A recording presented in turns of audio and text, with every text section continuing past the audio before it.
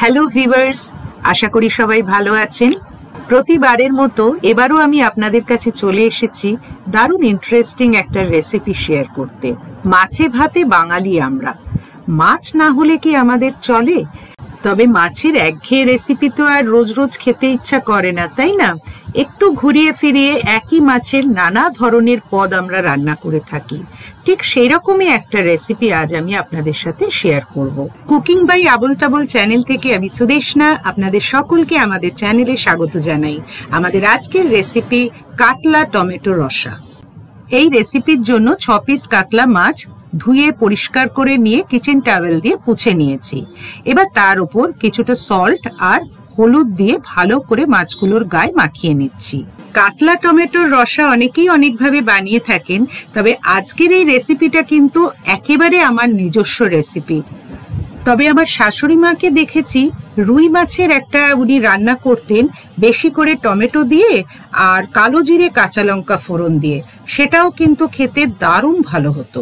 গ্রেভিতে টমেটোর লাল রংটা দেখতে দারুণ ভালো লাগতো।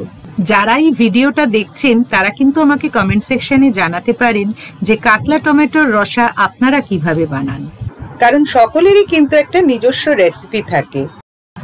মাছের পিসগুলোতে নুন হলুদ মাখানো হয়ে গেছে, এবার এগুলোকে ভেজে নিতে হবে। এবার গ্যাস অন করে কড়াইটা গরম করে নিয়ে সর্ষের তেল অ্যাড করছি। সর্ষের তেলটা ভালো মতো গরম হয়ে গেলে মাছগুলো এক এক করে ভেজে নেব। মাছগুলো ভাজতে ভাজতে প্রতিবারের মতো এবারও আপনাদের রিকোয়েস্ট করছি, ভিডিওটা দেখে ভালো লাগলে প্লিজ লাইক, কমেন্ট ও শেয়ার করবেন। আর যারা এখনো আমাদের চ্যানেল সাবস্ক্রাইব করেননি তারা প্লিজ সাবস্ক্রাইব করবেন। এছাড়া পাশে থাকা বেল বাটনটি কিন্তু অবশ্যই প্রেস করবেন, যাতে যে কোনো নতুন ভিডিওর নোটিফিকেশন সবার আগে আপনার কাছে পৌঁছে যায়। মাছগুলো কিন্তু খুব বেশি কড়া করে ভাজার দরকার নেই, কারণ মাছের এই ধরনের রেসিপিতে মাছ খুব বেশি কড়া করে ভাজলে কিন্তু খেতে ভালো লাগে না। মাছ ভাজা হয়ে গেছে, এবার এগুলো কড়াই থেকে তুলে নিচ্ছি। কড়াইতে এবার আরো কিছুটা সর্ষের তেল দিয়ে দিচ্ছি। এই রান্নায় আজ আমি ফোড়নটা একটু অন্যভাবে ইউজ করব। তেলে 1 চামচ মেথি ফোড়ন দিলাম। মেথির দানাগুলো তেলের মধ্যে কিছুক্ষণ এইভাবে ভেজে নিতে হবে। দেখুন কালারটাও চেঞ্জ হয়ে যাচ্ছে আর খুব সুন্দর কিন্তু একটা গন্ধ বেরিয়েছে। মেথির এই গন্ধটা আমার খুব প্রিয়। এবার মেথির দানাগুলো তেল থেকে তুলে নেব। এটাতে কি হলো, তেলের মধ্যে মেথির ফ্লেভারটা রয়ে গেল। এমনিতে কোনো রান্নায় মেথি দিলে সেটা আমরা খুব সামান্য পরিমাণে দিই, তা না হলে আবার তেতো হয়ে যাবে। এবার ওই তেলে 1/2 টিস্পুন কালো জিরে আর একটা চেরা শুকনো লঙ্কা দিয়ে দিলাম। কাতলা টমেটো রসা তখন টমেটোটা তো অবশ্যই দিতে হবে। 2 বড় সাইজের টমেটোর পিউরি বানিয়ে রেখেছিলাম, সেটা অ্যাড করে দিলাম। স্বাদ অনুযায়ী কিছুটা সল্ট দিলাম। 1/2 টিস্পুন হলুদ গুঁড়ো দিচ্ছি। এছাড়া 1 teaspoon Kashmiri red chilli powder আর 1 টিস্পুন জিরে গুঁড়ো দিলাম।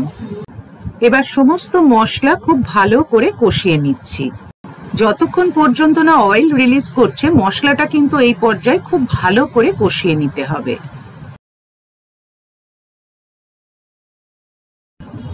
টমেটোর টকটা একটু বেশি মনে হলে আপনারা 1/2 টিস্পুন চিনি অ্যাড করতে পারেন। এবার গ্রেভিটা বানানোর জন্য প্রয়োজন মতো জল অ্যাড করছি। টমেটো পিউরির সাথে কষানো মশলাটা জলের মধ্যে খুব ভালো করে মিশিয়ে নিচ্ছি। 5 থেকে 6 মিনিটের মতো ঢাকা দিয়ে রেখে দিলাম।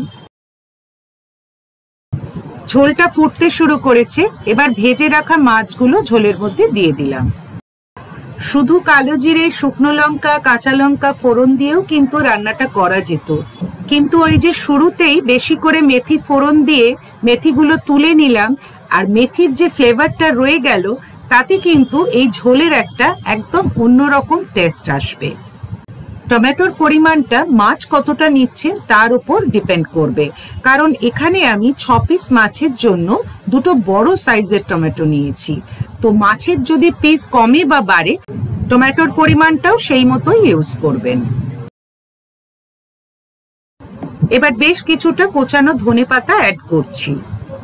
ফ্রিজে বেশ কিছুদিন রাখা ধনেপাতা দেওয়ার থেকে বাজার থেকে আনা ফ্রেশ ধনেপাতা যদি কুচিয়ে দেন, বলার অপেক্ষা রাখে না। সেক্ষেত্রে এটা খেতে কিন্তু অনেক বেশি ভালো লাগবে। এই পর্যন্ত দেখে মনে হতে পারে যে আর কিছু বোধহয় দেওয়ার নেই, রান্নাটা এবার শেষ হয়ে গেল, কিন্তু তা নয়। আরো একটা ইনগ্রেডিয়েন্ট এর মধ্যে আমি অ্যাড করব, আর সেটা হলো রোস্টেড মেথি পাতা। খুবই সামান্য পরিমাণে এটা অ্যাড করবেন। আর আপনাদের কাছে যদি কসুরি মেথি থাকে সেটাকেও রোস্ট করে হাতের তালুতে ঘষে নিয়ে ওপর থেকে ছড়িয়ে দিতে পারেন। রান্নাটা আমার কমপ্লিট হয়ে গেছে। এবার গরম ভাতের সঙ্গে সার্ভ করে দেব টমেটো কাতলা রসা।